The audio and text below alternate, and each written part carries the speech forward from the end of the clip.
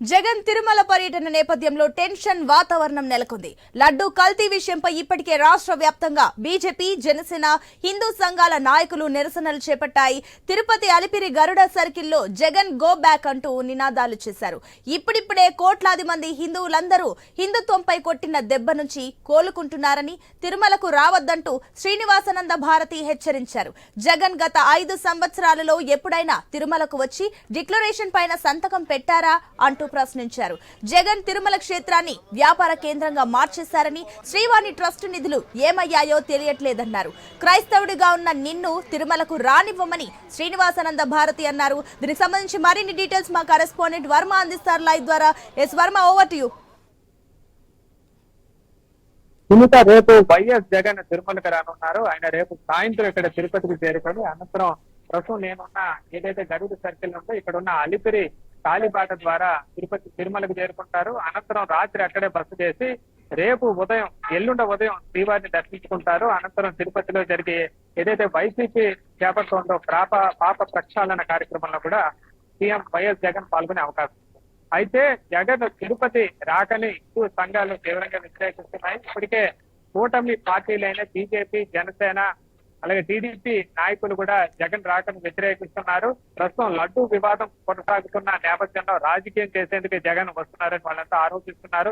ప్రధానంగా వైఎస్ జగన్ తిరుమలకు వెళ్లాలంటే డిక్లరేషన్ పైన తప్పనిసరిగా సంతకం చేయాలంటూ కూడా వాళ్ళంతా డిమాండ్ చేస్తున్నారు. ఇక డిక్లరేషన్ విషయానికి వస్తే 1987లో దేవాదాయ యాక్ట్ ప్రకారం ప్రతి ఆలయంలో కూడా హిందూ యాత్రలు వచ్చేటప్పుడు డిక్లరేషన్ మీద సంతకం పెట్టాలని ఒక రూల్ అయితే ఉంది.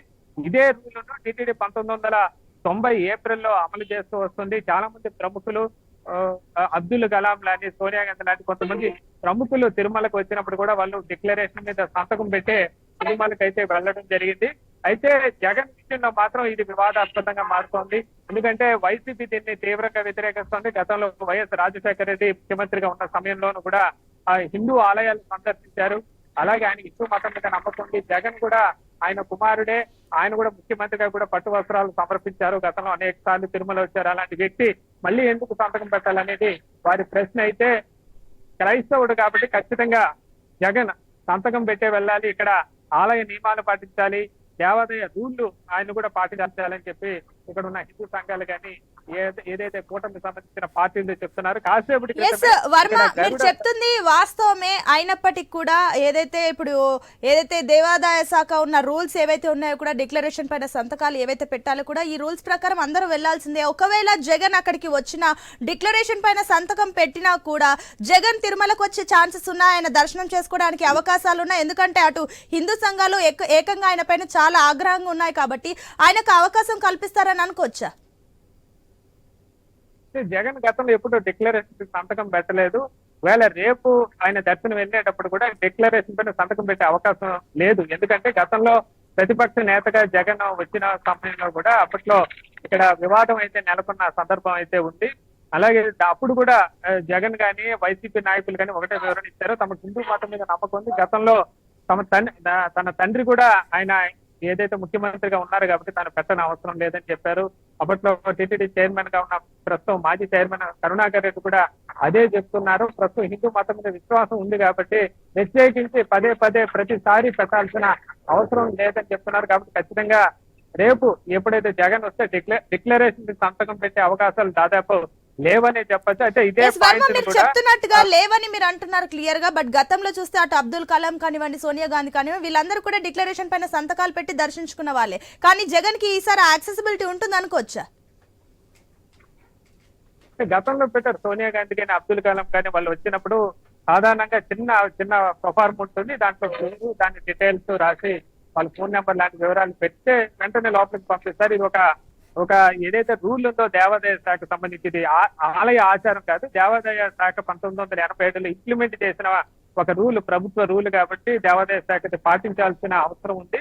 అయితే ఇక్కడ మరో ప్రశ్న అయితే వీళ్ళు ఏదైతే వైసీపీ చెప్తున్నది ఏంటంటే కొత్తగా వచ్చిన వాళ్ళు హిందూ సాంప్రదాయాలు పాటించారన్న అనుమానం ఉన్నప్పుడు మాత్రమే టీటీడీ అధికారులు వారి చేత సంతకాలు పెట్టుకుంటారు. జగన్ అలా కాదు, ఆయన తండ్రి ముఖ్యమంత్రిగా ఉన్నారు, గతంలో అనేక సార్లు ఆలయాలకు వెళ్లారు కాబట్టి మళ్ళీ ప్రత్యేకంగా తాను హిందూ మతం మీద నమ్మకం ఉందని నిరూపించుకోవాల్సిన అవసరం లేదు కాబట్టి జగన్ పెట్టాల్సిన అవసరం లేదని ఇప్పుడు కాదు, గతం నుంచి కూడా వైసీపీ తరఫున ఇదే వాదన ఉంది. గతంలో జగన్ పెట్టకుండా వెళ్ళిన సందర్భంలో కూడా వాళ్ళు ఇదే వాదన చేశారు. ఈసారి ముఖ్యమంత్రికి 5 ఏళ్ళు ఉన్న తర్వాత పట్టు వస్త్రాలు లాంటివి బ్రహ్మోత్సవాలు గుర్తించిన తర్వాత జగన్ ఈ రోజు వస్తున్నారు కాబట్టి ఖచ్చితంగా జగన్ సంతకం చేసే అవకాశాలు అయితే లేవనే చెప్పచ్చు. దీనిపైనే ప్రతిపక్షాలు అయితే విమర్శలు చేస్తున్నాయి. కాసేపటి క్రితమే టీడీపీ పరిపాలనా భవనానికి బీజేపీ నాయకులు భానుప్రకాష్ రెడ్డి ఇతరులు కూడా వెళ్లారు. ఈవో శ్యామలరావుని కలిశారు. ఆ ప్రొఫార్మా ఏదైతే ఉందో దాని మీద ఈసారి జగన్ ఖచ్చితంగా డిక్లరేషన్ మీద పాటించాలి, సంతకం పెట్టి ఇక్కడ ఏదైతే గరుడు సర్కిల్ దగ్గర అలిపిరి దగ్గర నుంచి కాలినడకన వెళ్ళాలి, లేకపోతే తాము ఎట్టి పరిస్థితుల్లో జగన్ వెళ్ళనివ్వమని చెప్పి వాళ్ళంతా తెగేసి చెప్తున్నారు. కాసేపటి క్రితం ఇక్కడ హిందూ సంఘాల నాయకులతో మనం మాట్లాడినప్పుడు కూడా వాళ్ళు కూడా ఖచ్చితంగా అడ్డుకొని తీరుతామని చెప్తున్నారు. ఈ నేపథ్యంలో రేపు సాయంత్రం ఇక్కడ ఉత్కంఠభరిత వాతావరణం కొనసాగే అవకాశం ఉంది.